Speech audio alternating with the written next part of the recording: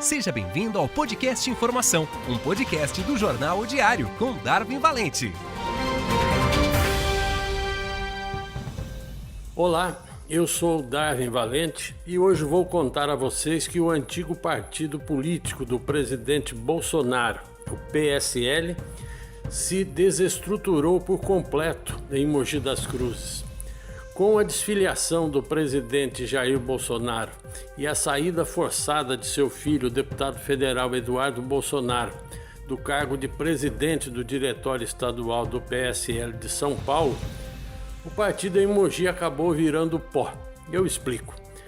Ao deixar o PSL da capital, Eduardo Bolsonaro recomendou aos seus seguidores mais fiéis que também se desfiliassem do partido. E como o comando do PSL local era totalmente vinculado ao filho do presidente, todos resolveram acolher sua determinação.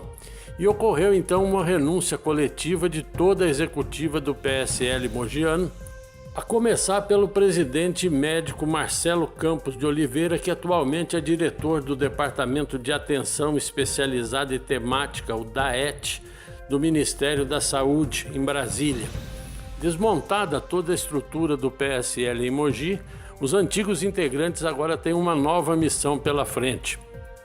Atendendo a uma determinação de Eduardo Bolsonaro, o grupo já está em plena campanha para colher assinaturas em favor da criação do partido Aliança pelo Brasil, a nova agremiação do presidente da República, que é liderada pelo clã Bolsonaro. O grupo está montando postos de coleta de assinaturas em diferentes regiões da cidade para atrair simpatizantes para a nova legenda bolsonarista. Os fiéis adeptos da política presidencial terão pela frente uma missão quase impossível: organizar o partido a tempo de participar das eleições municipais deste ano em todo o país. E como milagre é difícil de se fazer, os bolsonaristas já dizem que se não houver tempo suficiente para criar o Aliança pelo Brasil, eles dispõem de apoiadores e pré-candidatos dispostos também a migrar para um partido já devidamente regularizado, caso essa seja a única opção para que eles possam concorrer a cargos eletivos nas próximas eleições. E agora eu abro aspas para o porta-voz do grupo bolsonarista em Mogi das Cruzes, Silvério Nobre, que diz o seguinte, vamos a aspas: "Seguimos fielmente a vontade de Jair e Eduardo Bolsonaro e continuaremos como seus representantes em Mogi, seja na Aliança pelo Brasil, seja onde nos colocarem." Fecha aspas. Mas fidelidade impossível. Os senhores não acham? A nova reviravolta nos rumos do PSL na cidade é só mais uma das muitas já ocorridas na história recente dessa agremiação partidária em Mogi das Cruzes. O PSL, só para a gente posicionar aqui nesse passado recente, durante a eleição de Bolsonaro estava sob o comando de Paulo Cunha, que é pai do vereador Caio Cunha do PV.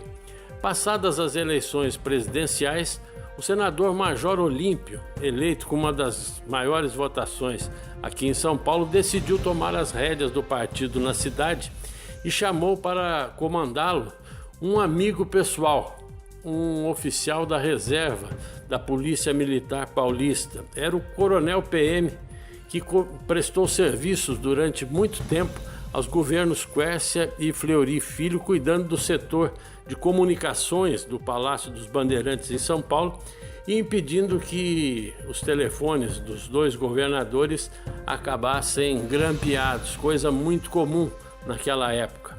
O coronel reformado Silvio Arroio, que é morador de Mogi e dono de um aras em Salesópolis, onde cria cavalos de raça para enduros nos Emirados Árabes, conseguiu estruturar o diretório municipal rapidamente. Mas antes de ver o seu trabalho concretizado, foi surpreendido com alguns problemas de saúde que providencialmente o afastaram da política, até por exigência de seus próprios familiares.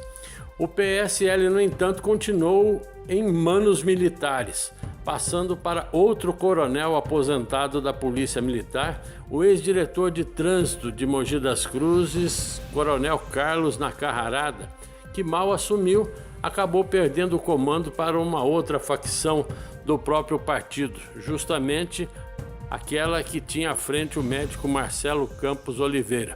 Major Olímpio perdeu o domínio sobre o partido na cidade para Eduardo Bolsonaro, que já frequentava Mogi antes mesmo da eleição de seu pai.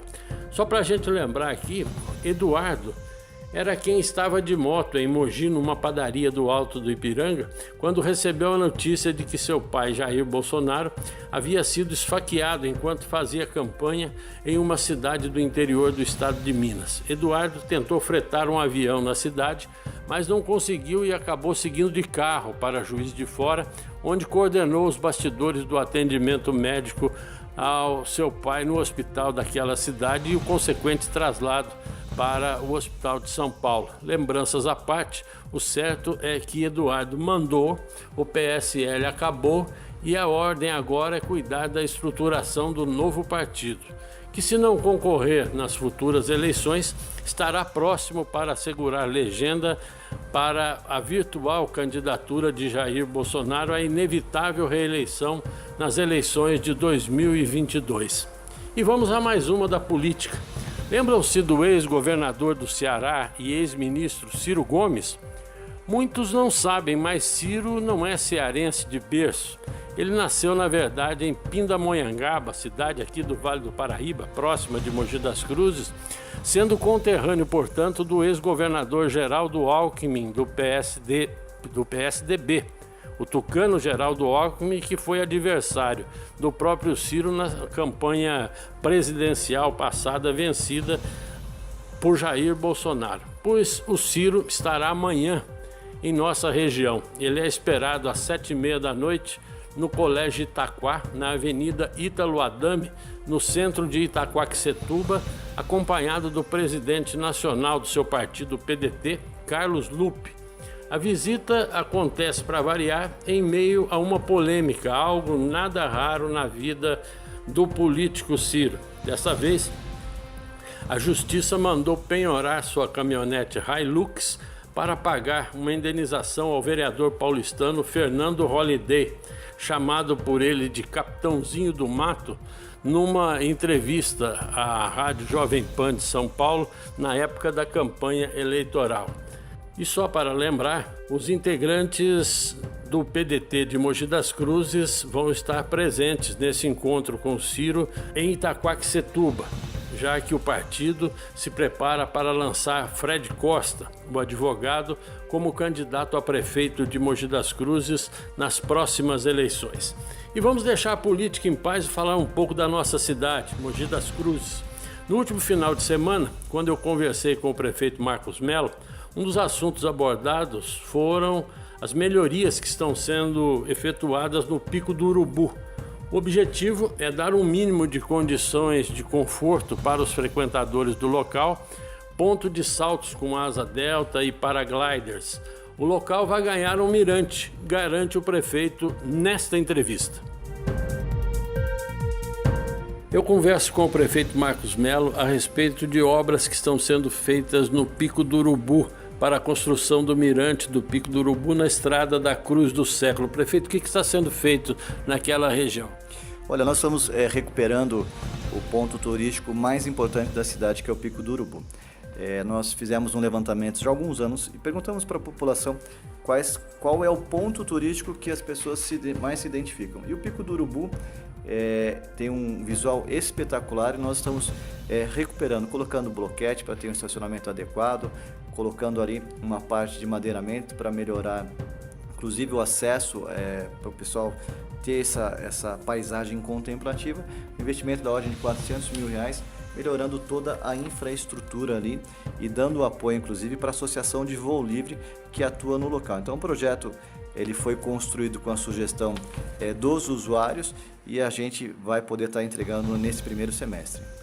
Prefeito, na época do ex-prefeito Valdemar Costa Filho, se construiu ali uma rampa exatamente para a prática da asa delta, paraglider e coisas do gênero, e depois veio o Ministério Público, obrigou que se retirasse aquilo lá para se tratar de uma área de preservação ambiental. Esse problema está contornado? Olha, a rampa foi retirada no passado. Inclusive, ali, aquela região tem uma característica pessoal de voo livre do paraglide. Tem muito menos usuários de asa delta. O paraglide é um esporte que vem crescendo.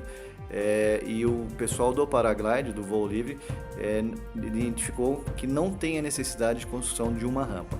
O projeto todo ali que está sendo executado foi feito seu licenciamento e nós estamos executando para poder trazer mais conforto para os mogianos que gostam muito do Pico do Urubu. Agora, a questão ambiental foi resolvida? A questão ambiental foi resolvida, a prefeitura fez as licenças, tirou as licenças. Ali é considerado um topo de morro, então tem uma característica de preservação própria e a prefeitura está recuperando aquele local que já é ocupado há muito tempo. Um dos problemas do Pico do Urubu é exatamente o acesso até lá. Isso está incluído no projeto? Não, nesse projeto, nesse momento não. A manutenção ali do acesso é feita pela equipe da Secretaria de Serviços Urbanos, que tem feito a manutenção preventiva. Mas esta obra especificamente é somente no local ali do Pico do Urubu.